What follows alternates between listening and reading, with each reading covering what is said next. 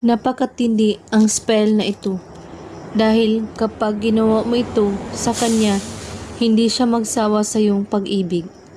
Gawin mo ito, napakadali lamang, ngunit ang epekto ay isang sobrang matindi.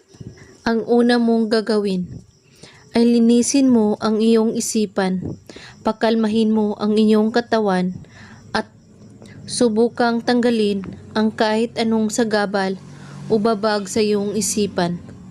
At kailangan mo itong gawin sa bilog ng buwan at sa madilim na kwarto mo.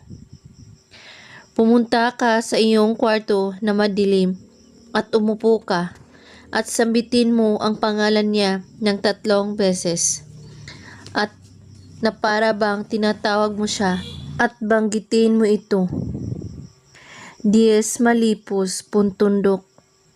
At pagkatapos, kunin mo ang iyong salamin at pumikit ka habang nakakaharap ka sa salamin at sambitin mo ito. Sa pamamagitan ng salamin, tulungan mo ako.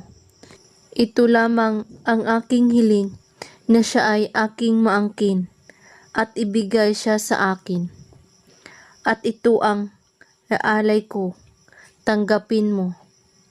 At pagkatapos ay magsindi ka ng kandila at sambitin ito muli ng 6 na beses, kasabay ang pangalan niya.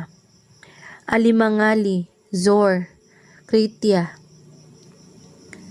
At pagkatapos, ihipan ang kandila at itago mo ang kandila na natira at kalimutan mo nang may ginawa kayong ritual. Gawin mo lang ito sa kabilugan ng buwan, kahit anong oras.